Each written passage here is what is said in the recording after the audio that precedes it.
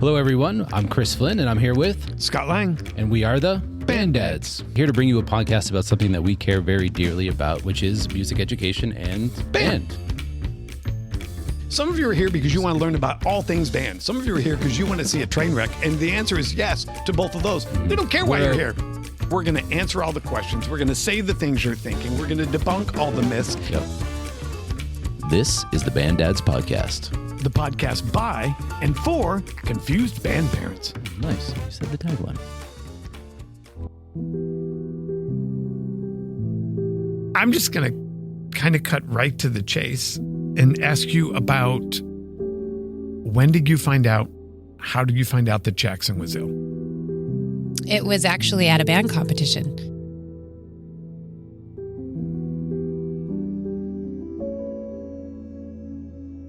Hello, everyone, and welcome to a very special episode of the Band Dads Podcast.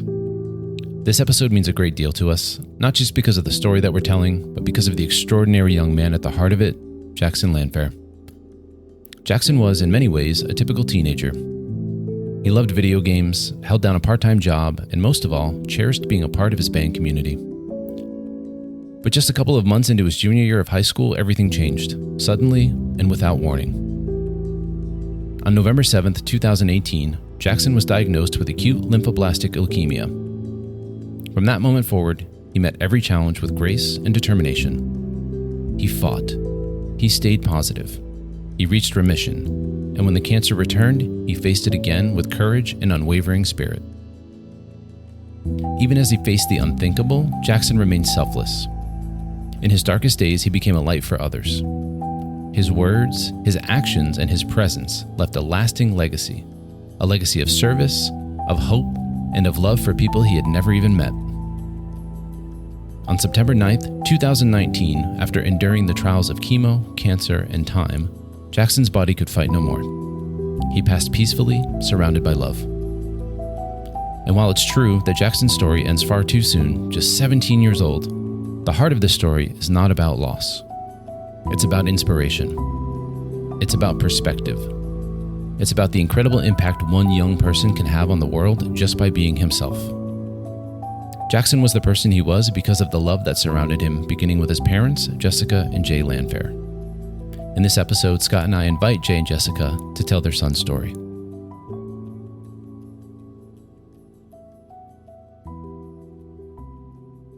Loss happens in a lot of ways, in a lot of places, and that a listener might not be able to fully empathize with all that you have gone through. I don't think any human being can, but they might draw a lesson from it that's applicable to losing a house or a divorce or other forms of life, a loss that parents and kids go through while they're in high school, which is an incredibly difficult time, even under the best of circumstances.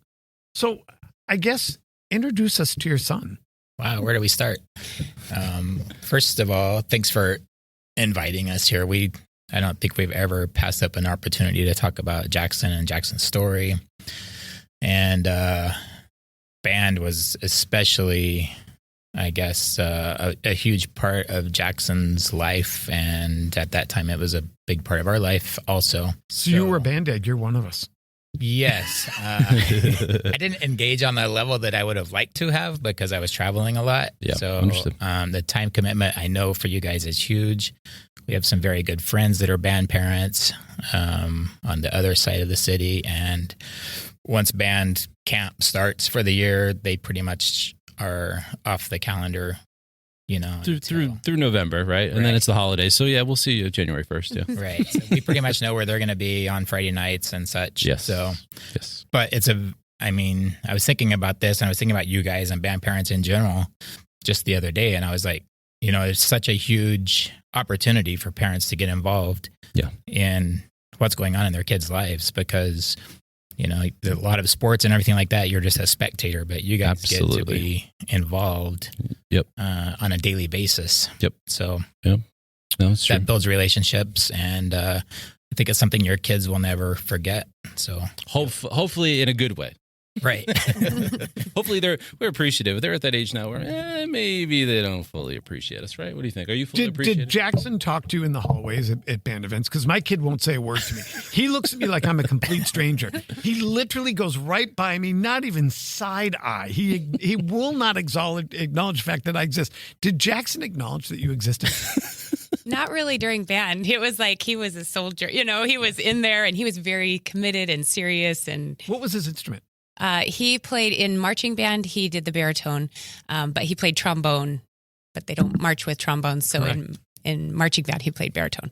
Trombones. And Scott's very fond of trombone. Do not listen to the podcast. I may or may not say some disparaging thing against trombone players. My daughter's one. Toledo and trombones. Maybe it's just the T. I don't know. So he joined band when? He did like color guard or whatever in junior high. Or winter guard. That's what it was called. Yeah, okay. And I think that's what kind of sparked his interest. And so then he did Pitt his freshman year. And he enjoyed, you could tell, being part of the band, but he did not enjoy Pitt. Oh, no. So, but that's really interesting because most people use band as a gateway to come to guard versus the other way your around. son used guard as a gateway to go to drumline, then to trombone. Is it fair to say he just went down the ladder for his entire band experience? See, I got a trombone slide in there. I knew you'd find a way. What program had guard in junior high? Was it like Santan? Yes. Yes, okay. Santan. I don't think they do it anymore, which is unfortunate. Okay. But that's cool that he got to take that opportunity. Yeah, it was just his 8th grade year. And I really feel like, same with band, it was just that he was a part of something that was big and a group. And yes, he had a home. Yeah, that's yes. So he was percussion his freshman year. Mm-hmm. Okay, and did he do marching band his freshman year? Yes. And so, at what point did he come home and say, "Mom, Dad, I want to play trombone"? And what were you thinking? He's already been playing trombone through junior high, so he played the instrument. But Gotcha. I don't know why he chose Pitt that first year. What did he do in the pit? What did he play? He got shifted around a lot. Okay. He was dynamic. Talented. Okay. Multi-talented is the phrase we use. There's a funny story that we laugh as a family now, but he was supposed to be, what was he playing? The triangle, I believe. I don't know, but he got reprimanded, and I don't think it was Denny at the time. It was the instructor before, but he came over and he just grabbed it out of his hand and gave it to someone else. So he came home and he's like, I got the triangle taken away. Oh, he got revoked. So he got, just so I can make this clear for Chris, he got demoted from triangle to trombone. Don't even start. See. I feel like it was something different than triangle, but it was something like that. Simple. Yes. I think Chris's daughter is a phenomenal trombone player. So I love to stick that knife in and turn it when I can. Yeah, no. I'm guessing percussion-related instruments were not his thing. He did have an older brother that was in marching band at Basha High School and also played the trombone and baritone. Okay. Is that an influence for him? I'm seeing his older brother. I would say. Yeah, I think so. And seeing the band come together as one big unit and all of that, camaraderie and everything that happens within the band. I think Jaxon was able to see that and just appreciate being part of something that's much bigger than just himself and being in that group. So some kids, they see the value in band as the experience. Some kids see the value in band as the family. Which was it for him? I would say the family for sure. Yeah. Those were the relationships and things that I would say, aside from family, which it's just a different kind of family, it's the friends that you can open up to and things like that. So having those, and I think it's great. I think it's amazing for kids to have those relationships. One of you from inside the cult of band? Did either of you play an instrument? No. In junior high, but no. So walking into this, you had an older son, so you had some experience from your older son. How many children do you have? 6. Of course you do. 6. I can't keep my 2 idiots in line. And you've got 6. Yeah. Of course you do. I'm a big blended family too, so we talk about that a lot. So we have 5 between myself and my wife. We have 5 between the 2 of us. So I can certainly relate to. Yeah, tell us about the family structure. Like what does that look like? So we got married, we blended family, same thing. He had 3 biological kids. I had 2, and then we have 1 together. Okay. But we had custody and raised them all in our house. So where was Jaxon in the lineage of the 6? He's number 5. So he was kind of almost the baby of the family. Yep. And how many of his older brothers and sisters came through the band program? Just 1. Just his older brother. Mm-hmm. And was he next in line to the brother, or was there children in between? There were 3 in between. Okay. So 2. I'm sorry, Yeah. the girls, yeah. Okay. And they both played in like orchestra. In junior high. They yeah. dabbled. The requirements. Okay, I was going to say, so it was more of they felt like they needed to do it for like an art credit or Yes. something, Right. right? But not in high school. So I think that's cool that Jaxon realized that, because that's one of the things that we talk about a lot is, and especially I think that parents miss the mark on, is the majority of reasons why we think a band is good for kids doesn't have anything to do with being a musician itself.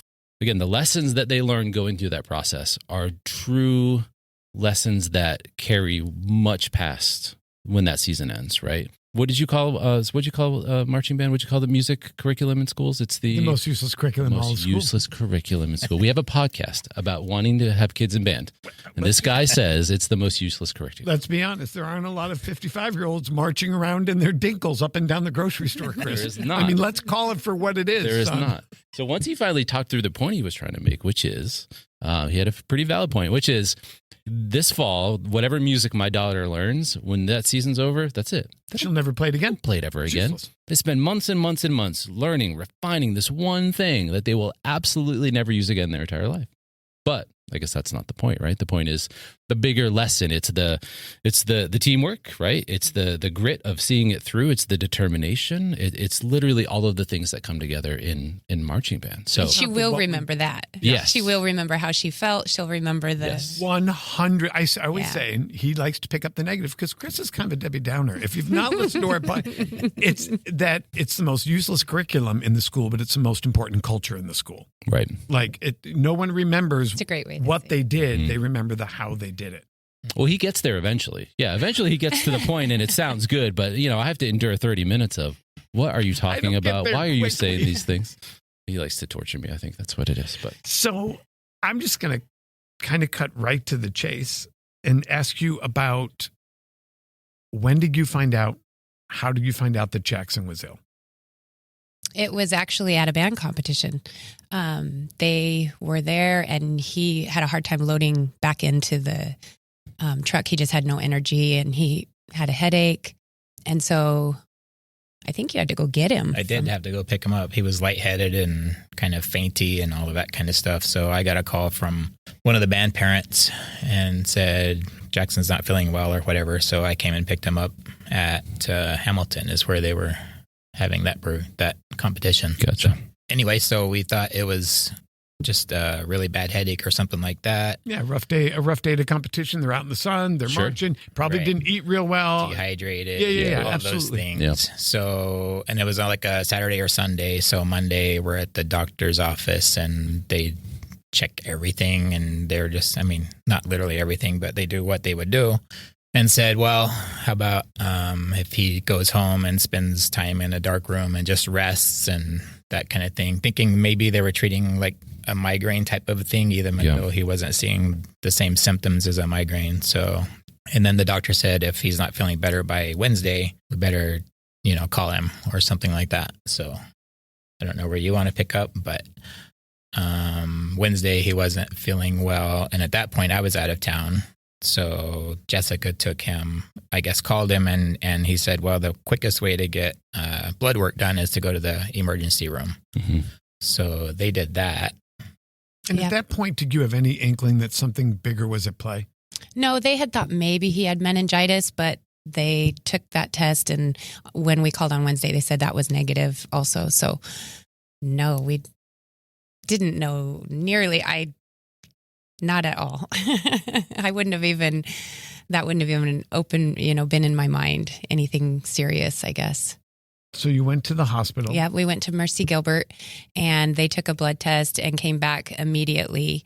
And for a healthy blood person, your white blood count should be around 24,000 and Jackson's was over 500,000. So it was very urgent. Wow. They took a bunch of more tests, and I went outside because I didn't have service in the hospital and called Jay, and he headed home. He was at the Grand Canyon. They basically said, which hospital do you want us to take him to, like, right now? Gotcha. So Jaxon and I were ambulanced to Phoenix Children's. And right when we got there, they started, it's called leukapheresis. They put your blood into a machine, circle it around, it pulls all the white blood cells out and puts it back in. They did that for several hours because his blood count was so high, his white blood count, that they were worried about him having a stroke because your blood gets thick at that point. So that was the immediate urgency. But by the time they finished all their tests and everything and got us to Phoenix Children's, Jay was there within 10 minutes. It worked out timing. So we just it was a whirlwind, you just listen to what's going on and, of course, praying and all of those things. Sure. And at this point, I didn't even have a name for it. I just heard he had some kind of a blood disease or a blood disorder. And then, later that night, we hear the word leukemia. So... And hindsight, we may have heard it and it's not accept. You know what I mean? 100%. I don't know because I don't remember hearing it either. But so then the next morning they put a port in his chest, which is where they would start chemotherapy. And the next day they started chemotherapy. And wow. So it was, obviously it was incredibly advanced. Even though you had just learned about it, it was significantly down its path towards doing the damage that it was going to do. Yeah. We look at pictures, we were at Lake Powell maybe 3 weeks before that, had our annual family trip at Lake Powell. And I look at those pictures and I'm like, he had cancer in his body then. Crazy. You know what I mean? Yeah. And it's kind of a little surreal, I guess. Yeah, 100%. At what point did the shock wear off and kind of the reality of the situation set in? Did it ever? For me, I don't think it ever did. I think they gave us a calendar. They're like, this is what it is. They said leukemia is no longer a death sentence. It's kind of common for, younger kids to get it. And this is what we're going to do. So we did it. We just followed everything they said. And yeah. It's like a band parent. You just do what you're told. Yeah. Here's the calendar. Here's what you're going to do. Show up. And you just nod your head and say, okay. Yeah, you're never really clear why or where we're going with it. You just follow along. There's no logic to it at all. No, that's a good point. I guess that was going to be part of my question, but and maybe you just kind of answered it. But when you got that news, I guess your reaction versus everything I read about Jaxon. Jaxon was very much, even through this whole process, was very much like, oh man, all right, now what? Like, how do I move forward? What do I have to do? How do you feel like he processed it? As much as it's tough for a parent, right? Imagine a 17-year-old kid. I think we kept a very positive outlook throughout the whole thing. Maybe not even necessarily intentionally. It's just kind of how we are. Sure.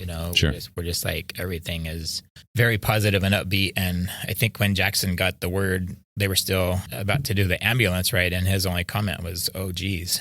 So It wasn't like, he wasn't devastated or anything. It was just like, okay, well, let's just get through this. And I think that was his stance the whole time was, I want to get to the other side and get past all of this and get on with life. That was his whole thing. And he was never hard to be around. He was never like...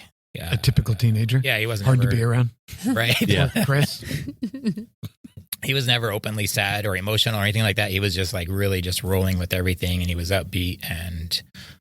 That's incredible. I mean, I know I read about, I think to your point, there were in moments where you guys would catch things here and there, maybe when he was, again, coming from a treatment or something, like where you would see these moments, but immediately he would snap out of it, right? And he would just be back to himself. So, man, the bravery that he showed you guys through that process, I think is phenomenal. And I'm going to guess it probably made it easier for you all as well to go through that with him. I mean, not that it makes it any easier, but to see him be kind of that strong and approach it that way, I would imagine maybe made it more helpful for you. I don't know.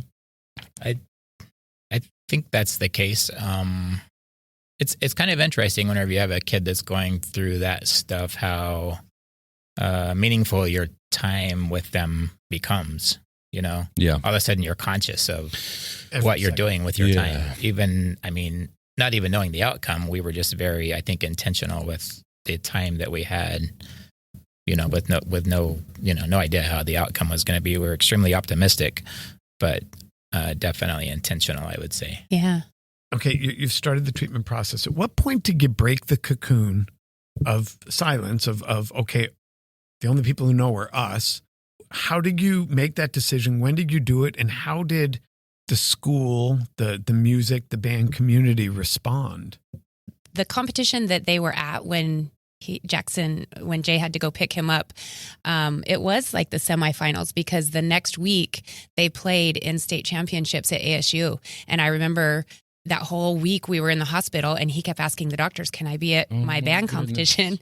Wow. And they were like, no, you're not going to be playing in your band competition.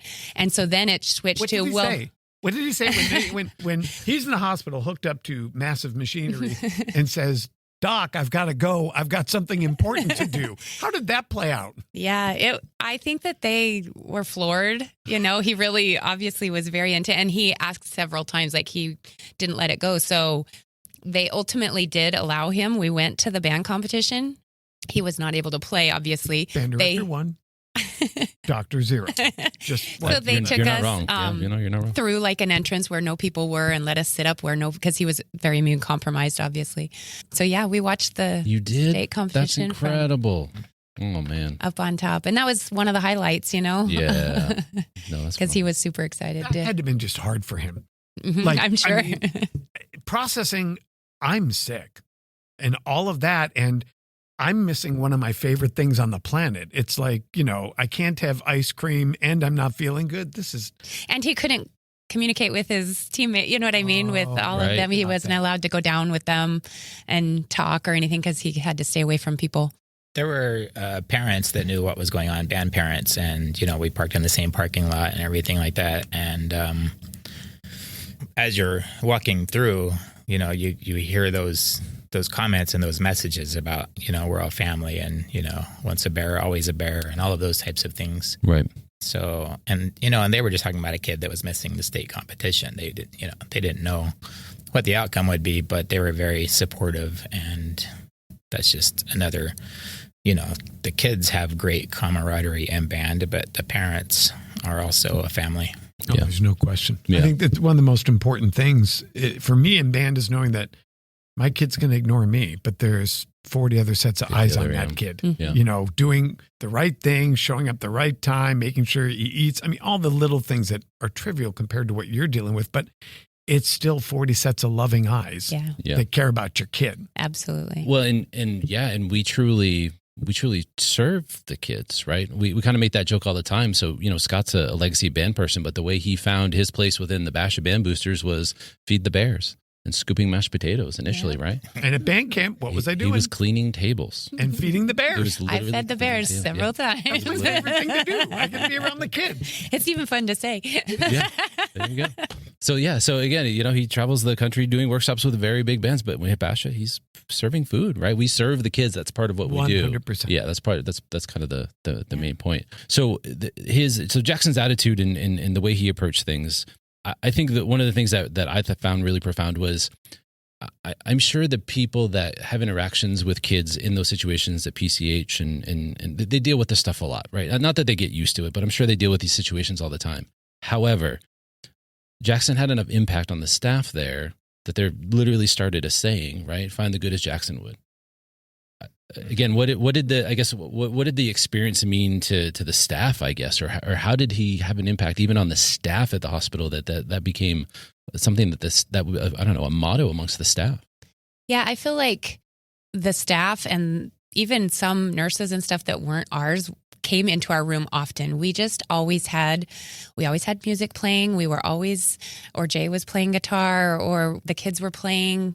I mean, we just always had this energy in our room, and it was exactly the energy that Jaxon, his personality, it was what we brought, but we always had decorations. We spent Christmas in there one year, and so we brought a Christmas tree and I brought cookies and we decorated cookies. We still did our traditions. We just pivoted and did it there. And everybody wanted to be in there. Everyone always came in and they were like, this is the fun room, and I think it was just an energy. It was how we roll, it was kind of like, okay, here we go. So marching band ends and you're into a significant treatment process, life-altering. You know, you're like you said, you're living at the hospital. I mean, you're baking cookies and decorating and trying to keep up with your other 5 kids. And I don't know how you did that. Give us an overview of what was the next phase? Like, did he ever return to school? Did he ever play triangle again? Did he ever give a concert? Yeah, I mean, like, so what did he ever? I mean, you picked him up sick from a band competition, and then his entire world changed. Your entire world. What did the rest of that year look like? Well, we were following like I said, the calendar that they gave us. And it was this week we're doing this chemo. The next week we're doing this chemo. And then we're doing this. And then we take a break because you have to wait for your numbers to get back up. And we just followed this calendar. And the calendar was supposed to finish to where by the start of his senior year, which would have been July of 2019, that he would be through with going in. He would only need to go in for treatments every month, and all the other chemotherapies would be oral. So then, and easier on his system. So by then he would be able to start his senior year. Like, that was our plan. That's kind of how we went. But he went into remission, but then he relapsed 2 different times. And the second time, each time the chemo came back, it was stronger. And so the second time, that's when they told us, we're going to need to do a bone marrow transplant. And so that changed that whole calendar. And the bone marrow transplant, they found a donor, and it was scheduled for July 6th, I believe, which is right before school starts, his senior year. So we still kind of had, okay, you know, there's about a month and a half, 2 months where he would have to recover from bone marrow. And then that's our next hurdle, you know? Sure. And when they do bone marrow transplants, they have to kill off pretty much all of your immune system so it doesn't attack the new bone marrow. Right. Yeah. So the bad doesn't eat the good. Yes. Yeah. So they had to do some really intense chemotherapy, and that's kind of where everything really went downhill. Different organs would shut down, and then he'd have an infection, and then it was this and this and this. And those were like these stumble blocks that we just could never get to the bone marrow transplant, and we never did. Jeez. I don't want to skip ahead too much, but I guess at one point, because one of the things that comes up in the story is, again, at some point, Make-A-Wish gets involved, right? And Jackson's presented with whatever he wants ultimately, right? Whenabouts in the year did that occur? Like, when did Make-A-Wish get involved? I think they originally did the first time not when he was diagnosed in the hospital, but he had an infection, which is why we were in the hospital for Christmas. So November, I believe, is when he was diagnosed. So December, he was in the hospital, and that's the first time Make-A-Wish representatives came and talked to him and gave him the ideas and just said, you can. They were basically, you know, the questions that they ask, you know, is there any place you want to go? Is there anything you want to have? Or, you know, do you want to meet somebody famous or something like that? Right. Jackson just kind of rolled his eyes at that one, had no interest in that. So, you know, there's basically 4 categories that everybody jumps into somewhere, you know. Yeah. Before you tell us what he chose, what did you think you knew what he would? Is there something you thought, oh, for sure, he's going to want to go to the Yankees game, or he's going to want to travel to here or meet? What did you think he would choose? And then tell us what he did choose. If I was asked, I would have thought he would want to go somewhere beachy. That would be my guess. What about you? Yeah, I was thinking we've never talked this. Oh, okay. Like go somewhere like Hawaii or somewhere like that, you know, family trip for a week or something like that. There's that, or maybe just, I don't know, something related to gaming. Okay. You know. Okay. Yeah, because I read he was very into his Xbox, right? He liked to play the Xbox. Right. He played online stuff. He was a gamer. Nice. I love it. I love it. Chris, you might have played him at I'm a gamer. He's a gamer. So yeah, even at 45, I still play video games. That was actually Jackson's really only social interaction during his whole treatment. He didn't talk to friends. He didn't have them come over. I think he wanted to be this. He didn't have to tell people that he was playing with that I have leukemia. I'm sitting at home. Yeah. So that was his out. He played Xbox a lot, and it was a good escape. They were a couple friends he told, you know, he would connect with on there that he actually knew, but for the most part, they were strangers because like he didn't have to. There were times he had the ability to be with friends and see friends, but he just chose not to. He just didn't want to be that kid And his mindset was, I just want to get through this and get out to the other end of it.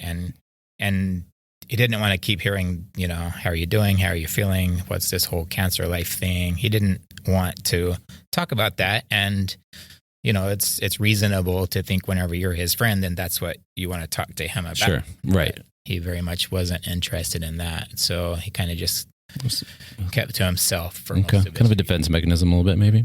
Yeah. So when the Make-A-Wish they approached him in December.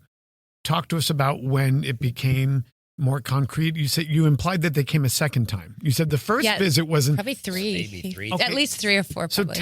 tell us about the conversation when Jaxon shared what he had decided. Well, in the initial conversation, he was just like, he's like, I want to pick something that will last. I mean, that was pretty much all he said, something that's meaningful, something that will last. So I think he'd already processed in his head that all of those things are like good for a moment or good for like, a lot of stuff that you get ends up in a garage sale someday. Gotcha. Or something like that. So he just wasn't enticed by any of those types of things. He just kept thinking, I just want something that will last. So I think his wish granters came and met with him like probably at least 3 And we're times. not in the room when they meet. It's just them. Oh, interesting. I didn't know that. Yeah, interesting. Yeah. Okay. Right. So they'll come in and talk to him and they'll come back out and say... Because they don't want influence. I was going to say, is that why? Yeah, just because they want it to be genuinely his. Okay. Right. So I think we're, I don't know, maybe in August or early September, I think, is whenever he finally...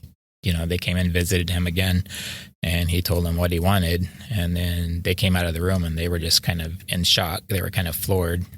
And they told us. Right. Then they told us what it was. And they were like, and most kids, there's just like this very, very, very tiny, small percentage of kids in the entire Make-A-Wish organization that have ever asked to give something instead of to receive something. So they were floored by that. So to explain to our listeners what that conversation was like, when the Make-A-Wish folks came out and said, here's what Jaxon wants to do. Tell our listeners what it was and what your response was. Came out and they said that Jaxon wants to create a scholarship for one of his Basha High School friends, students, not anybody that he knew, but he just said, I want to create a scholarship for someone from my school to go into law enforcement, which... I think I was a little bit shocked at that, just because that was kind of out of my mindset at the time. I knew previously that he was interested in law enforcement, but I was just kind of surprised that that's what he decided to make his wish. So Make-A-Wish got really, really engaged at that point and started making things happen. And they found a donor, somebody to donate enough money for that scholarship, which I think was almost $7,000, $6,900 or something like that. Wow. So that was the amount that was available for the first scholarship. And it was called, it was called the Jaxon Landfair Humanitarian Scholarship for a lot of reasons, but it was a very humanitarian thing to do. And then the search went on for who that recipient was going to be. So Make-A-Wish got, everything together to present this wish to Jaxon, which I guess at this point was in the form of kind of a placard or a sign, because it's not, something tangible. Right. Yeah. Right. It's not like something like, here you go. Yeah. And then we didn't know this, but one of the people that was kind of higher up in Make-A-Wish heard about this wish and she was kind of floored, and it just kind of had a rippling effect through the organization, and then she had law enforcement contacts. So, in fact, her husband was an officer at Phoenix PD. Anyway, so she just called and said, hey, this kid just did this amazing thing by creating this scholarship for students who want to go into law enforcement. Can any of you guys be here whenever we award it? So I guess there was a radio call that went out or something, because the next thing we knew, on the day of this presentation, there were the halls of 6th or 7th floor, I think we were on 6th floor, were lined with police officers. Oh my goodness. Some of them drove from Tucson. Wow. There was Mesa PD, Phoenix PD, Chandler PD. Of course, who else was there? MCSO was there. Oh, and the Department of Transportation. Anyway, that was just a very shocking and surreal scene. And it was for Jaxon too. Whenever he comes around the corner and all of a sudden there's just lines of police officers there to see him. And then, and at the end so they unhooked him from as many machines as they could to be able to wheel him down the hallway and then into the lobby. And then at the lobby, they had a police helicopter that came down and talked to Jaxon through the window. And that was pretty cool. And they said, "We've got your back." And we had no idea any of this was going to happen. It together? Yeah, I mean, like, right now, yeah. I'd be a mess. Yeah, I'm speechless as we're hearing it now. So yeah, what was it like in the moment? Yeah. So let me ask you a question. If I'm understanding this correctly, he went from a band competition, and he never got another regular, a prom, a homecoming, a fender bender, a first kiss, a breakup. Was his last. He did have a girlfriend, and he was well enough to go to prom. But he still had his port and everything, so they didn't want to. So they did dress up, and they did an anti-prom. They went to dinner. So that was probably the only kind of normal thing that he ever did throughout his treatment or his basically junior or senior year, because he didn't have this girlfriend whenever he was diagnosed. It kind of happened in the background. So I think they were talking. Maybe they had a little interest in each other, but there was nothing official. So yeah, we met her at the hospital the first time. I mean, I think that for me, the thing is I'm processing as a parent of going from what is a conceivably very normal thing. And I know you don't think a march band competition is a normal thing, but a very normal, like, we're going to have another one next week and he's going to perform Friday night. He's got rehearsal Tuesday night, to never getting, I guess, the closure of a school year, of a high school career, of any of that. You got no closure, and neither did he. Who took it? It sounds like he took it better than I know I would have. I don't think any of us, including him, ever thought I'm going to miss out, because we were just waiting for the next, after we get this one, then this. After Jaxon passed, it was probably more than a year before I literally went through his backpack that he had brought home from school that day. You know what I mean? That Friday before the competition. So it's not been like just this one switch that's flipped. But I think and I'll maybe talk for our whole family, everybody has different highs and lows, and everybody has realizations, and we try and talk about them.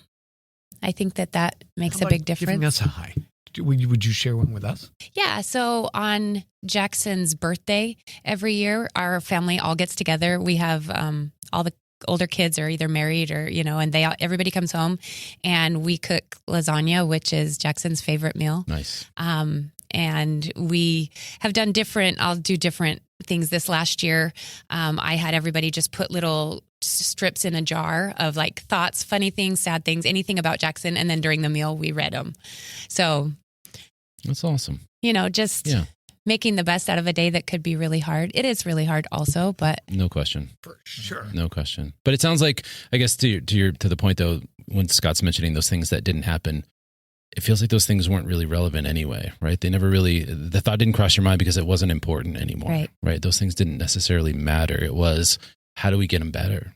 Yeah. How do we get them out of here? And then maybe eventually you would think about those things would come up again. But I think it's phenomenal that you guys still take the opportunity to do that. And I don't know, and we don't really talk about much on we really stick to band so we don't get ourselves in trouble. We don't really talk about politics or faith or anything on this podcast. But just out of curiosity, in terms of like your, like maybe your spiritual thing, like how do you believe Jaxon impacts you guys to this day? Is he still here? Is he still around? Does he influence you?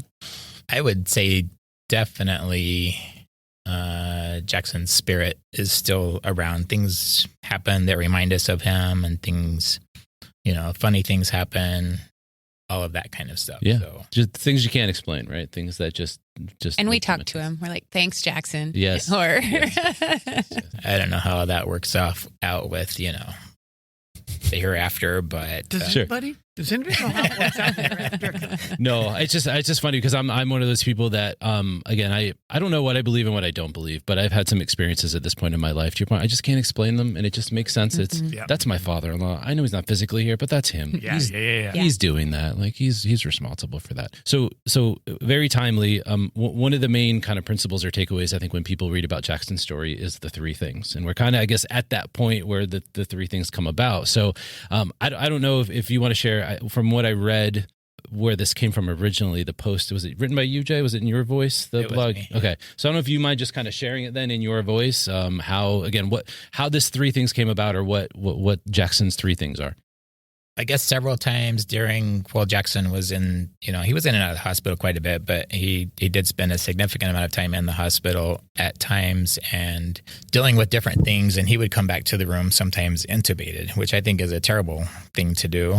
The first time he woke up intubated, he kind of panicked and everything. So because you don't necessarily have control of your breathing, I guess, and you've got stuff, down your throat and all that kind of stuff. Anyway, he couldn't talk, for any time that he was intubated, and fortunately he knew some sign language, and Jessica knows a lot of sign language. Okay. So they were able to communicate that way, but he and I were kind of stuck with a whiteboard or something like that. So, which wasn't very... and he was heavily medicated. Yeah, he was heavily medicated. So it looked more like, are we playing Hangman or is this Pictionary? I don't know. Okay, gotcha. So, did he take ASL here at Basha? He did. So that's very cool, actually, that the school provided that opportunity for you to... How did you learn it? I went to school for interpreting. Really? Many years ago. Yeah. It was for a reason. Mm-hmm. I mean, you're not wrong. You took it for a reason, and you learned it for a reason. Yeah. So at some point during his treatment, I took family photos, just any kind of photos that had to do with Jaxon's life or Jaxon's family, things he liked to do, all of that kind of stuff. And I put them on a Fire Stick at the time and stuck it in the TV because we weren't big on watching TV anyway. So if the TV was on, it was usually playing games, maybe streaming something, but most of the time this slideshow was scrolling through. And I did that for two reasons. And one was so that the medical staff would not just look at the chart and see, a number. It's really insightful. I have the number memorized. I don't have it anymore, but I wanted them to see that he had a life to get back to. And then I wanted Jaxon to see also that he had a life to get back to, and it was all positive and uplifting images and stuff like that. So, so no Bandcamp photos. Yeah, there were because those are positive or uplifting. I think one of the photos was at Bandcamp. The fire truck came by and was hosing everybody down or something like that. Yep. That's how they honor him every year. It's called the Bear Mile. We call it the Bear Mile now. Yeah. So it's a here. I don't want to derail too much. I'll tell you about the Bear Mile afterwards. So here, you can finish telling your story. I'll tell you about So anyway, that was doing that, and it had been, I don't know. I mean, it wasn't just that day. It had been going on for some time. And so he had been intubated and he was unintubated. So now we can actually talk. So I was sitting on the edge of his bed and Jessica was sitting nearby and maybe just on the other side of the bed. And I just said, "Hey, Jaxon, you know why I have these pictures, on the TV?" And he said, "No, but it makes me want to have another chance." So I was like, wow. And I was like, "What do you mean, like another chance?" He's like, like another chance at life. I want to get better and get out of here and go, do things differently. And I said, "Well, what would you do different?" And he said, as if he had had a whole bunch of time to think about it, this just rolled out of his mouth. He just said, "I would care less about what other people think, like how they feel about me. And I would care more about how I make other people feel." And he said, "I would live life to its fullest." So, and then Jessica and I just kind of looked at each other and I just said, "Wow, that's very, that's the way we should all be living our lives, I think, every day." So, and all of that ended up written down, because I was keeping kind of a blog of what, Jaxon's journey was. And then, of course, they ended up on the back of these cards, Jaxon's 3 things. I didn't know how impactful they were going to be at that time, but I was I guess, very set back that they came out of the mouth of a 17-year-old kid who Absolutely. Just found his voice all of a sudden. Yeah. I don't know, it's so profound. I'm a little...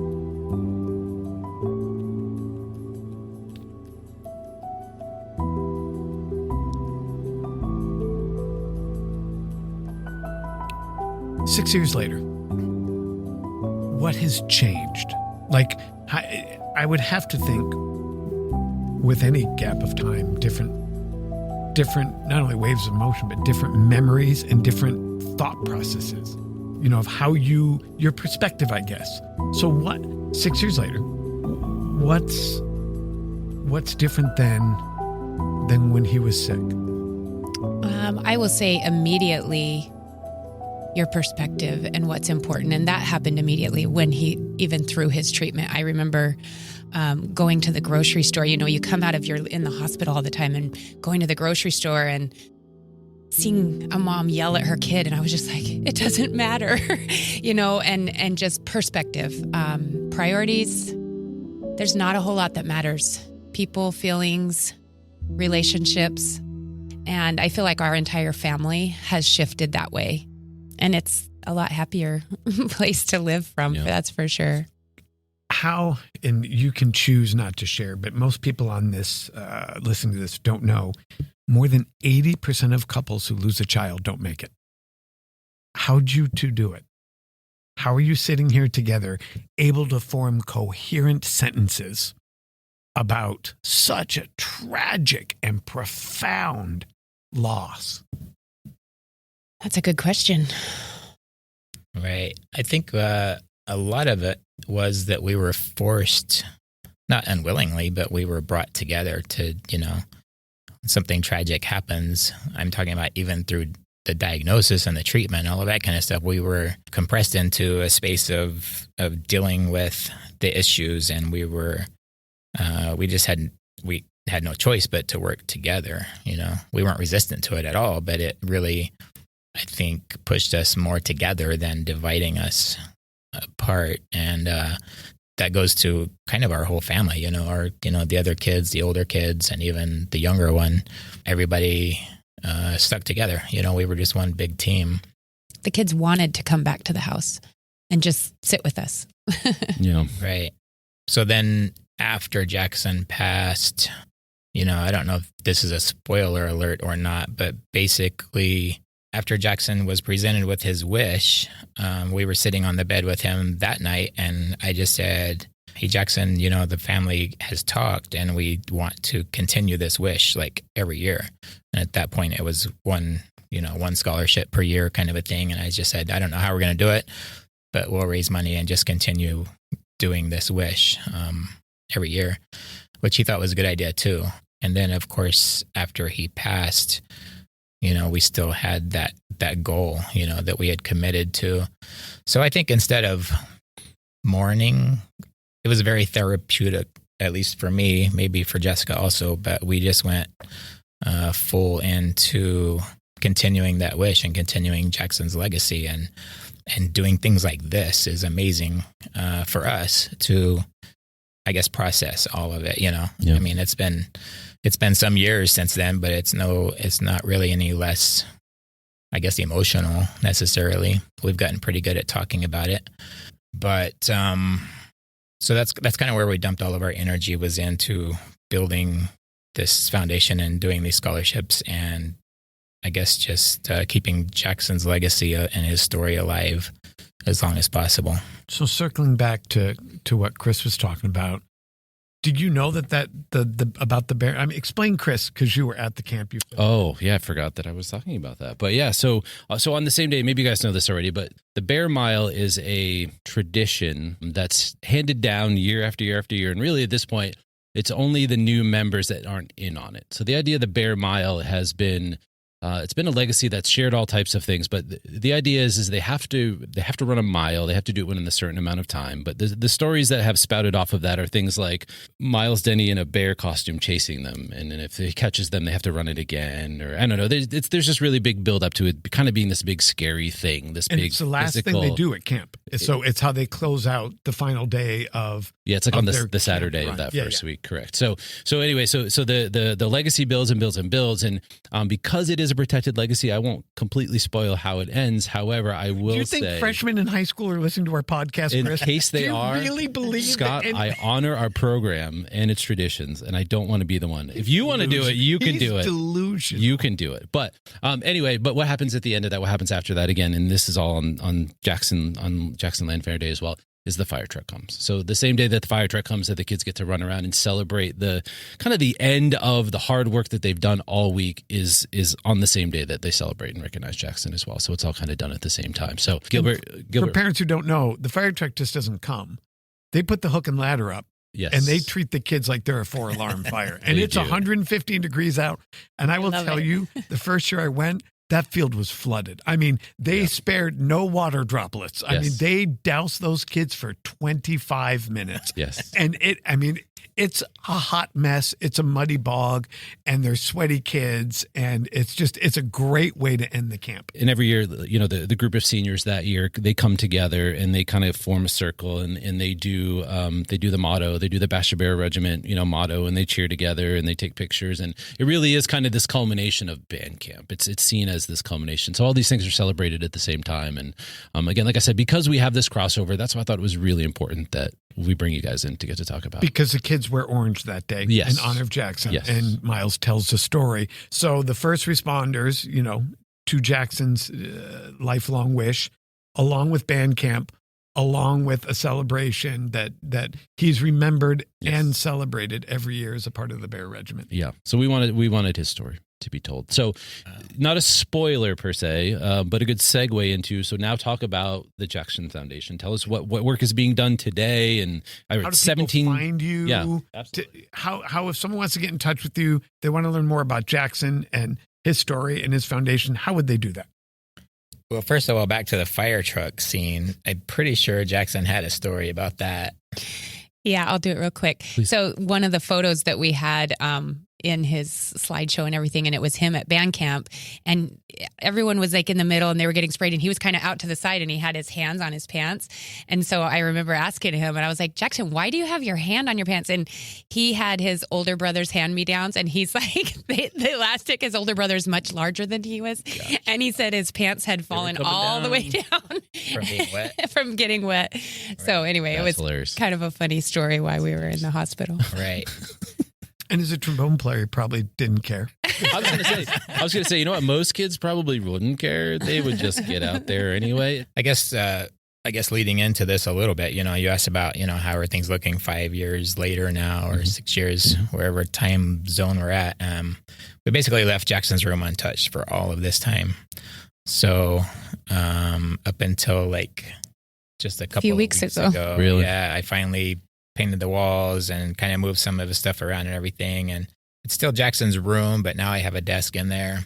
And then the intent was to become kind of the Jaxon Foundation office / I work out of it for other reasons too. But so after his passing and after our commitment to do this scholarship, Jessica and I were having dinner with some friends, and they had this bright idea, like, hey, we should start a foundation. So we did that, and that was in November of 2019. And then by January of 2020, we had our 501c3 established. We had a website established, and we were rolling pretty strong. So it's jaxonfoundation.com. So it's a webpage, and it shows basically why we do what we do. There's great stories on there about Jaxon. There's scholarship recipients on there, stories about them. We've actually awarded 5 scholarships for students at Basha High School. Amazing. And 17 scholarships 17 total. overall is what I read, yeah. And are they would they, I'm trying to do the math in my head, they'd be just about getting their badges. We've had some people graduate already. Okay. I was trying to do the math in my head of, the first graduate was probably a year or two ago and is out patrolling the streets somewhere. Yeah. Yeah. In part because of your son. One of them chose to go on to get her master's degree because she intends to go into the FBI for like forensic accounting or forensic math type stuff. So, Gotcha. So she wanted to pursue that. So we get everything established in, January of 2020 and all of that kind of stuff. And just, circling back a little bit. And then all of a sudden COVID hits, man. And then timing. We have the election of 2020 and we have all of this political stuff going Defund on. the police. And trying to raise money for police officer type programs is very difficult in 2020. Jeez. But we did manage to have a golf tournament. Was it in 2020 as well? Yeah, late in 2020. So that kind of launched us into our fundraising capabilities. But was it in May? I don't remember what month it was that we awarded our first scholarship, but it was to definitely Basha High School students. And we've been kind of just rolling ever since. We still do an annual golf tournament. This last one, we raised a significant amount of money in terms of scholarships. We basically funded 2 scholarships, and we follow the students through their entire college career. So it's not like you get the scholarship for 1 semester or 1 year. It's just as long as you are still, your heart's still in law enforcement and pursuing that type of a degree and your grades are good, we just keep funding that scholarship until they graduate. It's incredible. That's absolutely incredible. Is there anything we haven't asked or you'd like everyone who's listening to us, which is our loyal listeners knows my mother and my golden retriever. Is there anything we haven't shared? And we're not even sure my golden retriever really pays attention. Would you stop? We're in season 2 already. You can stop being humble, right? We got our first listener from Brazil yesterday. So we had this running joke where one of the few continents that we didn't have a listener was South America. So we finally picked up Brazil. But yeah, we're 1,100 cities and 25 countries. And so it's all over the place. But he likes the golden joke. Retriever. Humble, yes. Yes, the golden retriever, yes. Is there anything my golden retriever should know about Jaxon that he doesn't know after listening to you share all the stuff about him? Sorry, and I don't mean to interrupt, but one of my initial questions that I'd never asked was what's a memory before all this? Like, if you could pick out something, if there's one memory of Jaxon before any of this happened, what comes to your mind? Like, what's something that sticks out as an event or a memory of him before any of this happened? For me, it's that Lake Powell trip, that divine intervention. I don't know what it was, but we just had a fantastic trip. In fact, he had to drive his own car up there and back because band camp was a scheduling conflict or something like that. Of course it was, yeah. But we had a really, I don't know, there was just some really connecting moments during that trip. And I think that stands out for me. Do you have one? Yeah, I was going to say that trip. All of our kids were able to go, and a lot of times one can't for some reason. It just works out a certain way. Yeah. It just works out a certain way. That's phenomenal. So other than that, every year I've just been completely grateful for Basha High School and for them assisting us in keeping Jaxon's story and Jaxon's legacy alive. Yes. Most years we were able to come and talk on Link Day, talk to all of the incoming freshmen specifically about Jaxon's 3 things. As far as I know, there's still a mural in the lunchroom. There is. No, of course. Yeah. There is. Absolutely. Yeah. Yes. So it was funny because I was telling Chris, I knew that Jaxon through the band.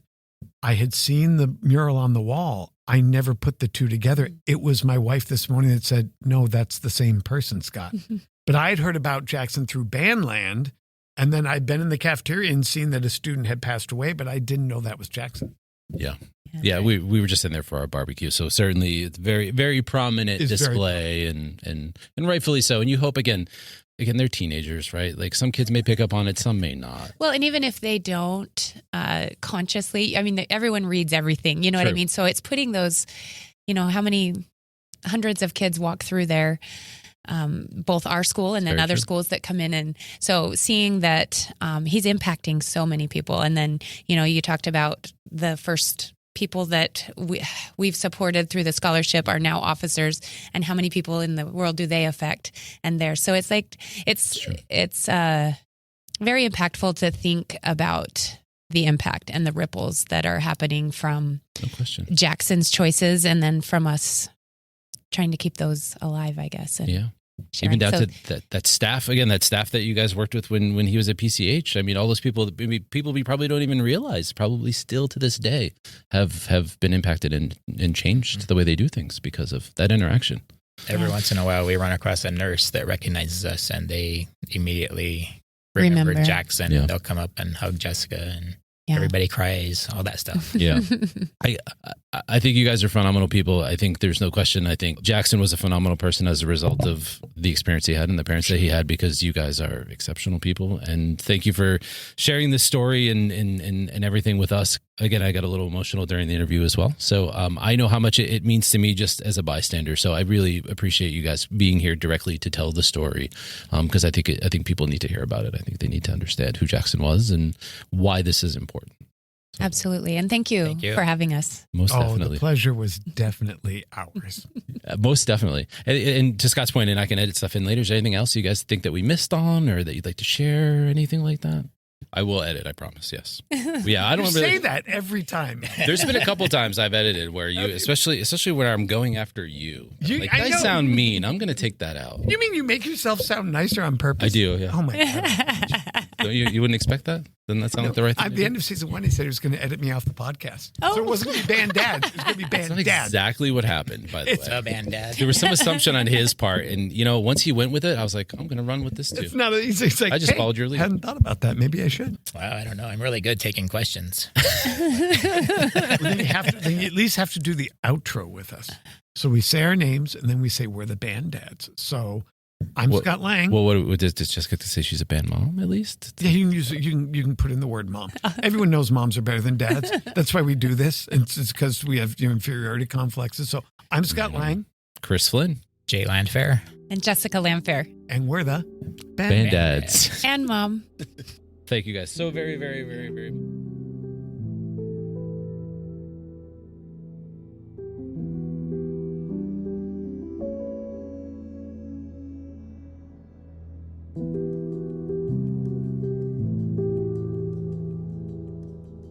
There'll be no silly music sign off today. Instead, we ask you to pause and reflect.